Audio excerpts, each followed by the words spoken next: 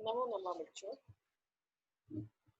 आज हम सुप्रभातम पुस्तक का पाठ 4 दृढ़ मार्जन तथा का हिंदी अनुवाद समझेंगे, जिसमें लंग लकार उत्तम पुरुष का प्रयोग किया गया है।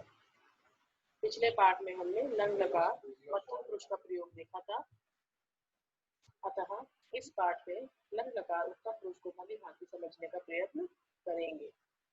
जब कोई व्यक्ति स्वयं के बारे में बात करता है तब वह उत्तम पुरुष होता है। उत्तम पुरुष के कर्ता अहम, आवाम एवं वयम है। यही तीनों लिंगों में प्रयुक्त होते हैं। लंग लकार उत्तम पुरुष में धातु के साथ प्रत्यय का प्रयोग इस प्रकार होता है। देखिए,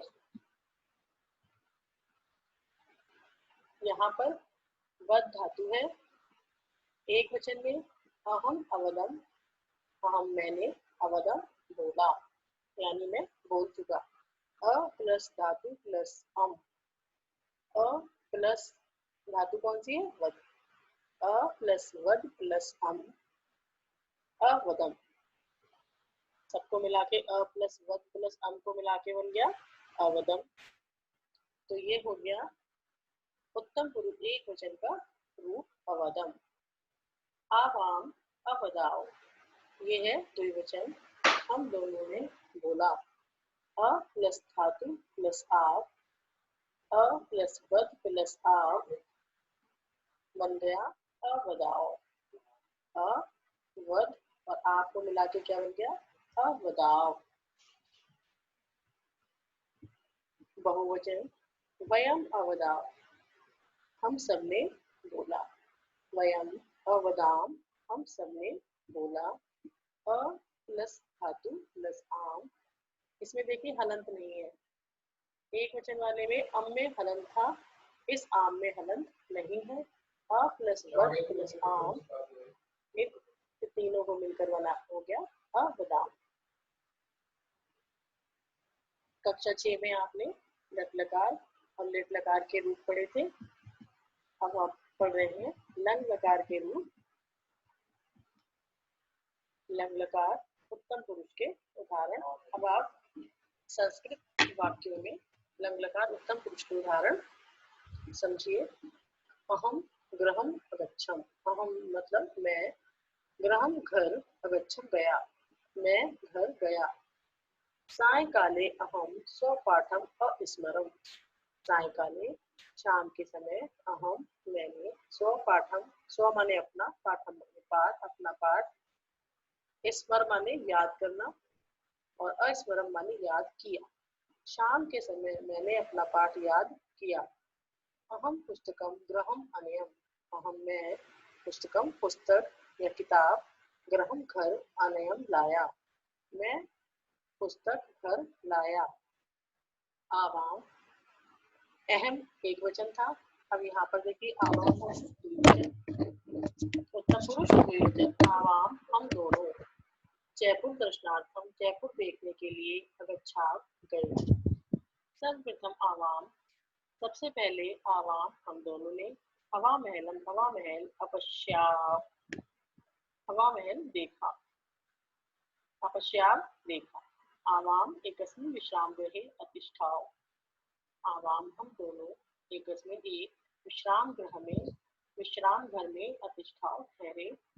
एकस्मिन् एक, एकस्याम एक, भोजनशालायां भोजनशाला में अर्थात रेस्टोरेंट में, जलपानम जलपान किया अर्थात खाना खाया, अकुर्मा किया जलपान किया अर्थात खाना खाया।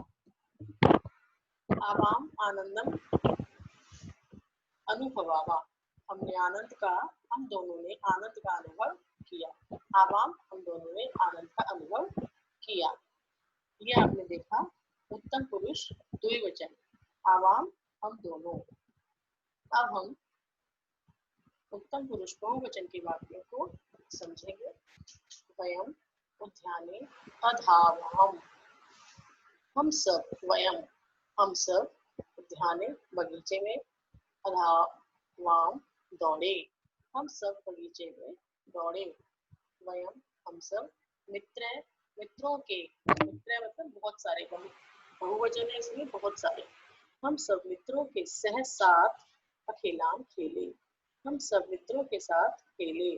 वयम हम सब, पादकंदुकेन फुटबॉल, पादकंदुकेन मतलब फुटबॉल से, खेलाम खेले, हम सब ने फुटबॉल से खेला। वयम हम सब, सर्वाणी मित्राणि मिलित्वा, सभी मित्रों ने मिलकर, क्रीडा क्षेत्रे अनृत्याम, क्रीडा माने खेल के, क्षेत्र माने मैदान में, अनृत्याम नृत्य किया। हम सभी मित्रों ने मिलकर खेल के मैदान में नृत्य किया। तत्पश्चात, उसके बाद, वयम हम सब, पितृव्यम चाचा जी के गृहम घर अगच्छाम गए, पितृव्य माने चाचा जी। इसके बाद हम सब चाचा जी के घर गए। देख, अब आपने इसमें उत्तम पुरुष बहुवचन का प्रयोग इन वाक्यों में देखा। गृध मार्जार कथा, अब हम गृध माने गिद्ध, मार्जार माने बिलाव, गिद्ध और बिलाव की कथा को समझेंगे। इसका हिंदी अर्थ मैं आपको बता रही हूँ। किया बीता हुआ कल, मतलब जो कल बीत गया। कल वयम हम सब, अम्बया माँ के सह साथ, भ्रमराए घूमने के लिए, समुद्र तट पर अगच्छाम गए। कल हम सब माँ के साथ घूमने के लिए समुद्र तट पर अगच्छाम गए। तत्र वहाँ, नारिकेलस्य नारियल का जलम जल अपिवाम पिया, वहाँ नारियल का पानी पिया। आम्राणी अखादाम, आमों को खाया, बहुत सारे आम खाए। जले स्नान, जल में स्नान किया।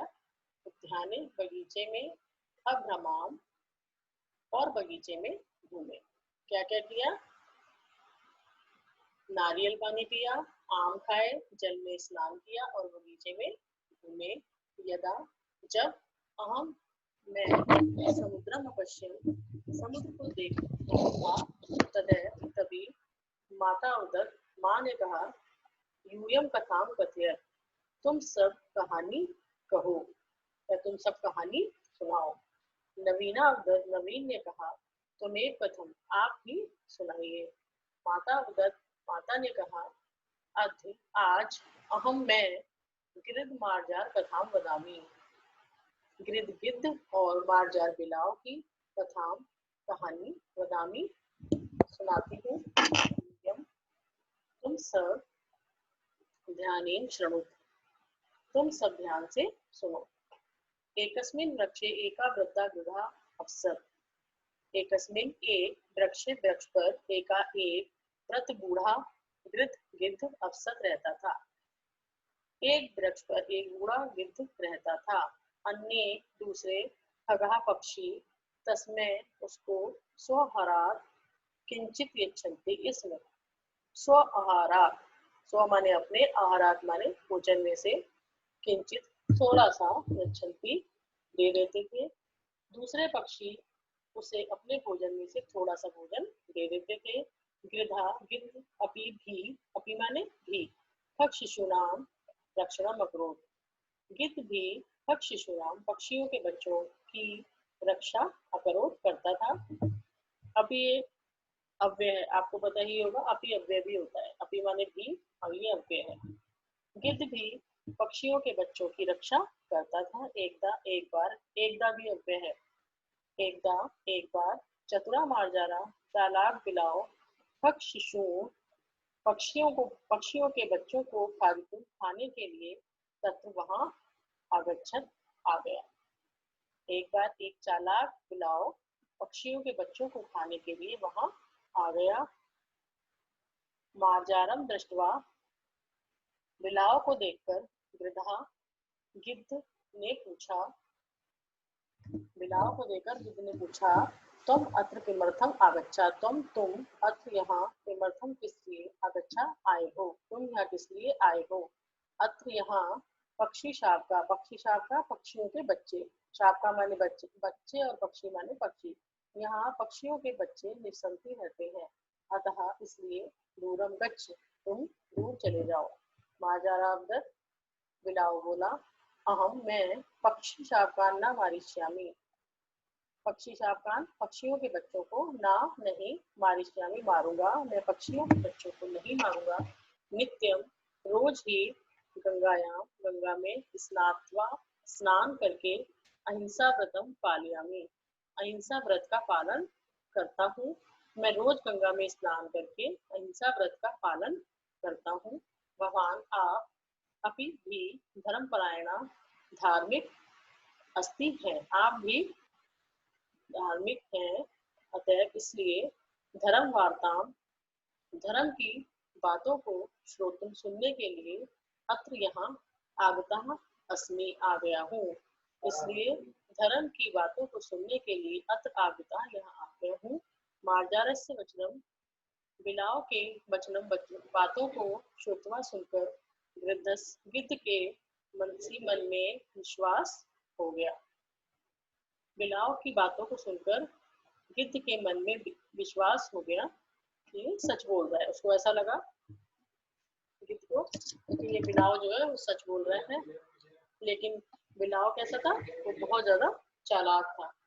तथा उसके बाद मांस लोभी मार्जारा, मांस का लालची बिलाव प्रतिदिनम, रोज ही छल पूर्वक पक्षियों कोटरम नीतवा, पक्षियों के बच्चों को कोटरम, वृक्ष की कोटर में नीतवा लाकर अखादत खा जाता था। जो वृक्ष में एक खोखला पार्ट होता है, खोखला भाग होता है, उसको कोटर कहते हैं, जहाँ पर अक्सर पक्षी अपने अंडों को रखते हैं, बच्चों को रखते हैं, उसे कोटर कहते हैं। तो वो मार्जार बिलाव क्या करता था कि रोज छल पूर्वक पक्षियों के बच्चों को कोटर में लाता था और वहां पे उसे खा लेता था।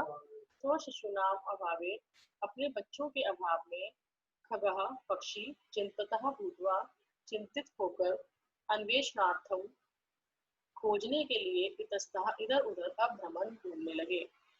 अब क्या हुआ कि अपने बच्चों को जब उन्होंने देखा कि रोज ही कम होते जा रहे हैं बच्चे, तो वो पक्षी जो थे चिंतित होने लगे और अपने बच्चों को ढूंढने के लिए इधर उधर घूमने लगे। ते वे सब एकस्मिन वृक्ष कोटरे, एक वृक्ष की कोटर में, शिशु नाम, बच्चों की अस्थियों को अपश्यन देखा। उन्होंने उन सब ने एक वृक्ष की कोटर में बच्चों की हड्डियों को अपश्यन देखा। ते अचिंतयन, उन सब ने सोचा, यत की, अचिंतयन माने सोचा, ते माने उन सब ने, वे सब सोचने लगे, यत की, गृधा, गिद्ध, एव भी एक अव्यय है और इसका अर्थ होता है ही। उन्होंने सोचा कि गिद्ध ही शिशुन खादती, इसमें बच्चों को खा रहा है, अतः इसलिए सर्वे सभी ने मिलकर तम, उस वृद्धम, गिद्ध को हतवंता मार दिया। पक्षियों को ऐसा लगा कि गिद्ध उनके बच्चों को चालाकी से खा रहा है, इसलिए सबने मिलकर, सारे पक्षियों ने मिलकर उस गिद्ध को मार दिया। अतएव उत्तम, इसलिए कहा गया है, मूल्य क्या है इसका, इसका मूल है कि हमें अज्ञात कुलशीलस्य वासुदेव न कस्यचित्, जिसके कुल और चरित्र का पता ना हो, अज्ञात माने पता ना हो, ऐसे किसी को भी, कस्यचित किसी को भी, वासो न देयो, आश्रय नहीं देना चाहिए। जिसके कुल और चरित्र का पता ना हो, वंश और चरित्र का पता ना हो, ऐसे किसी को भी या किसी भी मनुष्य को या जंतु को, जीव जंतु को आश्रय नहीं देना चाहिए। अर्थात हमें इतनी जल्दी किसी पर विश्वास नहीं करना चाहिए। जब हमें उसके बारे में सब कुछ पता हो तभी उसके ऊपर विश्वास करके हमें उसको अपने घर में आश्रय देना चाहिए। गिद्ध ने क्या गलती करी कि उसने उस पर विश्वास कर लिया बुलाव के ऊपर। वो थोड़ा उसकी बातों में आ गया, विश्वास करके उसने उसको वहीं पर आश्रय दे दिया। और उसने क्या किया, बिलाव ने बच्चों को खाया। सबने समझा कि गिद्ध ने खा लिया और बेचारा गिद्ध बेकार में ही मारा गया। तो आप इस पाठ को ध्यान पूर्वक सुनिए। पाठ की हिंदी आपको पीडीएफ के साथ भी दी गई है। शब्द अर्थ अच्छी तरह याद कीजिए। शब्द अर्थ याद करने से आपको पाठ को अच्छी तरह समझ में आएगा। धन्यवाद। घर में रहें, सुरक्षित रहें।